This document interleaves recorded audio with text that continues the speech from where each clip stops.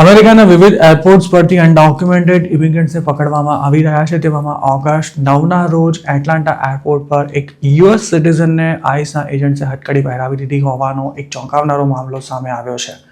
John Phillips નામના આ US citizen જોર્જિયાના રહેવાસી છે અને તેઓ એક પર્સનલ કામથી એટલાન્ટાથી લાસ વેગસ જઈ રહ્યા હતા ત્યારે એરપોર્ટ પર અચાનક આઈસના એજન્ટ્સે તેમને ઘેરી લીધા હતા અને ત્યાં જ હથકડી પણ પહેરાવી દીધી હતી.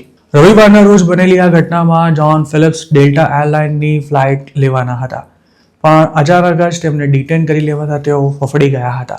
એક લોકલ ન્યૂઝ ચેનલ સાથે વાત કરતા આ યુએસ સિટીઝને જણાવ્યું હતું કે તેમણે સિક્યોરિટી ચેક ક્લિયર કરી લીધું હતું તેમજ પોતાનું આઈડી બતાવવાની સાથે ફેશિયલ રેકોગ્નિશનમાંથી પણ તેઓ પાસ થયા હતા અને ડિપાર્ચર ગેટ સુધી પહોંચવાની તૈયારીમાં હતા. જોકે તેઓ ફ્લાઇટમાં બેસવા જાય તે વખતે જ આખો સીન બદલાઈ ગયો હતો. ડેલ્ટા એરલાઇન્સના એમ્પ્લોયીએ ફિલિપ્સને એવું જણાવ્યું હતું કે તેમની સીટ અપગ્રેડ કરવામાં આવી રહી હોવાથી તેમને સૌથી છેલ્લે પ્લેનમાં એન્ટ્રી મળશે. આખરે તેઓ જેટ બ્રિજ અથવા એરો બ્રિજથી એરક્રાફ્ટના દરવાજા સુધી પહોંચ્યા ત્યારે જ 3 એજન્ટ્સે તેમને રોક્યા હતા.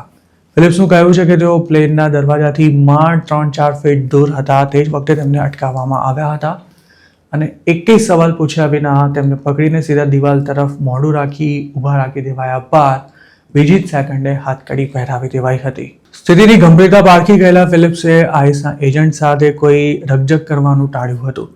તેમને હથકડી પહેરાવી દીધા બાદ એજન્ટ્સે તેમને સવાલો પૂછવાનું શરૂ કર્યું હતું, જેમાં સૌ પહેલા તેમના નામ અને ડેટ ઓફ બર્થ કન્ફર્મ કરવામાં આવ્યા હતા.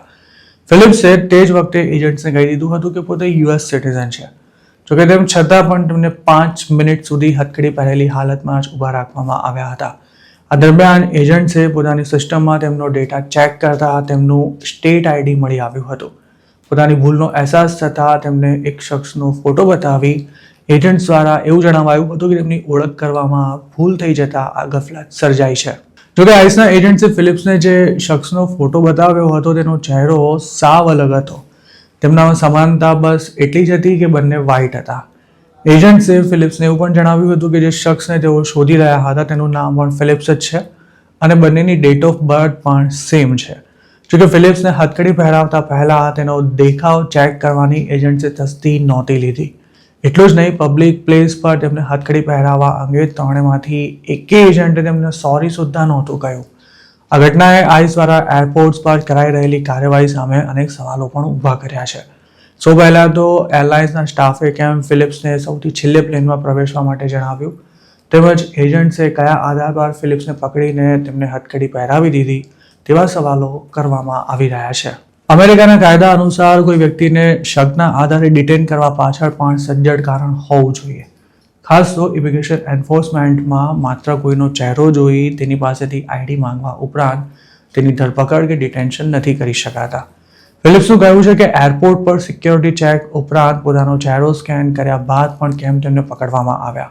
આ મામલે એક લોકલ ન્યૂઝ ચેનલે આઈસ પાસેથી પ્રતિક્રિયા માંગી ત્યારે એજન્સીએ તેનો એકરાર કર્યો હતો પણ બીજું કંઈ કહેવાની ના પાડી દીધી હતી. તો બીજી તરફ ડેલ્ટા એરલાઇન્સે તેના પર એવું સ્ટેટમેન્ટ આપ્યું છે કે એરલાઇનના એમ્પ્લોયી લો એન્ફોર્સમેન્ટમાં સહકાર આપવા માટે બંધાયેલા છે. ડેલ્ટાએ એવું પણ કહ્યું છે કે આ મામલે તેમણે ઇન્ટરનલ ઇન્ક્વાયરી શરૂ કરી છે તેમજ એરલાઇન ફિલિપ્સનો સીધો સંપર્ક કરવાના પણ પ્રયાસ કરી રહી છે.